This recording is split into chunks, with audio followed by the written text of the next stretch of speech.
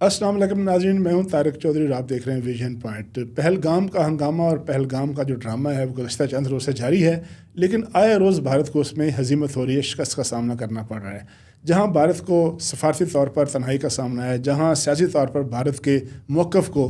उसका ये मौक़िफ़ कि पाकिस्तान या पाकिस्तान की कोई तंजीम जो है वो पहलगाम के वाक़े में मुलव्वस है, उसकी इस मौक़िफ़ को अभी तक कहीं तस्लीम नहीं किया है। ना उनके अपने मुल्क में तस्लीम किया गया है, ना बैनुल-अक़वामी तौर पर तस्लीम किया गया है। लेकिन साथ साथ भारत को एक और शिकस्त हुई है, वो शिकस्त हुई है मीडिया के महाज पर। वो भारतीय मीडिया जिसका ये बड़ा दावा था कि वो बहुत बड़ी इंग्लिश स्पीकिंग डेमोक्रेसी है और उसके मीडिया के बड़े नॉर्म्स हैं, उसकी बड़ी अखलाकियात हैं और उसके बड़े तकाज़े हैं और वो बैनुल-अक़वामी तकाज़ों के बिल्कुल हम आहंग है और वहाँ ख़बर की अहमियत है, वहाँ ख़बर को उसके पूरे तकाज़ों के मुताबिक लिया जाता है। और बड़ी उनका दावा था कि वो बहुत शानदार किस्म की और बहुत अखलाकी किस्म की सहाफ़त करते हैं। लेकिन ये जो पहलगाम का ड्रामा है, यहाँ आकर उनकी बस हो गई है और उनको पता चला दुनिया को कि वो तो एक गोदी मीडिया है, मोदी की गोदी में बैठा हुआ मीडिया है। वो मीडिया है जो कि बड़े बड़े जो सनफ़ी ग्रुप हैं, अंबानी ग्रुप है, टाटा ग्रुप है, बिरला ग्रुप है, उनकी फंडिंग से चलता है और जो झूठ और जो फ़रेब और जो गुमराहकुन ख़बरें उनको दी जाती हैं वही वो ड्रामे के तौर पर पेश करते हैं। मसलन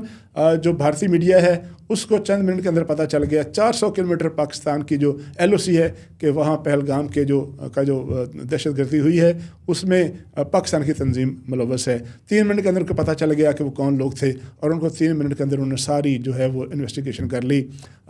उस मीडिया का दावा है जिसको भारत में खुदकशियाँ करते हुए किसान नज़र नहीं आते, उसको बिहार में और यूपी में जो कर्ज़ों में डूबे हुए किसान नज़र नहीं आते, उनको सिखों के साथ जो बसलूकी है वो भारतीय मीडिया को नज़र नहीं आती, उनको जो ईसाइयों के चर्चों पर हमले होते हैं वो उनको नज़र नहीं आते, उनको भारत की आवाम की बेकसी नज़र नहीं आती। बम्बे में, दिल्ली में, कलकत्ता में एक नहीं दो नहीं हज़ारों लाखों लोग जो हैं वो बेघर हैं, आसमान के तले सोते हैं, खोलियों में ज़िंदगी गुजारते हैं और उनकी ज़िंदगी जानवरों से बदतर है, उनको वो नज़र नहीं आते। लेकिन उनको पहलगाम का जो है वाक़या नज़र आ गया। लेकिन इसमें बड़ी अजीबोगरीब बात यह है कि वो पाकिस्तान का मीडिया जिसके बारे में वो मजाक उड़ाते थे, लेकिन पाकिस्तान के मीडिया ने, वो TV चैनल हों, वो अखबारात हों और ख़ास तौर पर डिजिटल मीडिया हो, जिसके रज़ाकारों ने पूरी कौम ने मुत्तहिद होकर, मुतफ़िक होकर, एक जान होकर, शीशा पलाई साबित दीवार बनकर मुकाबला किया है और भारतीय प्रोपेगेंडा जो था उसको बेनकाब कर दिया।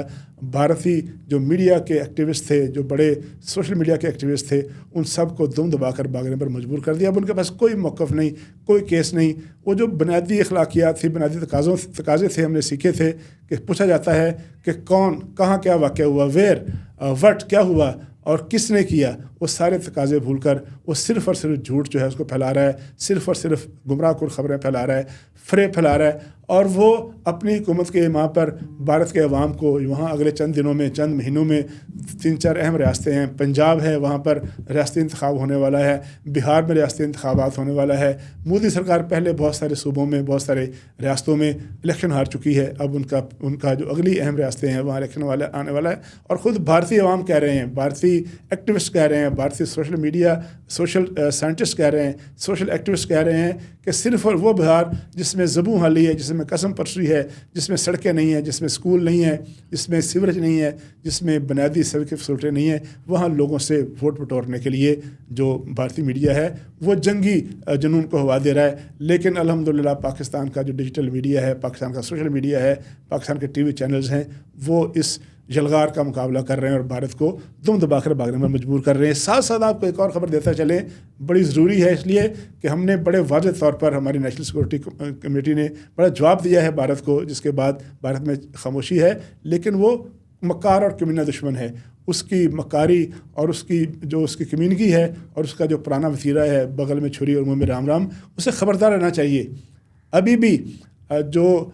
इसराइल का कातिल है, इसराइल का दहशतगर्द है नेतन्याहू, जिसने अब तक 65,000 फ़लस्तीनियों को ताज़ा लहर में वो उनको शहीद कर चुका है, अरबों रुपए का इंफ्रास्ट्रक्चर जो है तबाह कर चुका है। दूसरी तरफ वो मोदी है, वो टी बॉय है, वो चाय फरोश है, जो 2 दफ़ा 10 साल जो है वो गुजरात का वज़ीर आला रहा और वो जो शाइनिंग गुजरात के नारे लगाते थे, जिसने गुजरात में मुसलमानों को कत्लेआम किया, जिसने गोधरा में मुसलमानों का कत्लेआम किया, जिसने मुसलमानों की बस्तियों में घुसकर हिंदू जुनूनियों ने जो पार्लियामेंटेरियन थे मुसलमान उनको कत्ल किया और उनके किसी ने शरवाई ने की, वो मोदी और वो नेतन्याहू जो हैं वो दोनों मिल चुके हैं। इतलात ये हैं कि भारतीय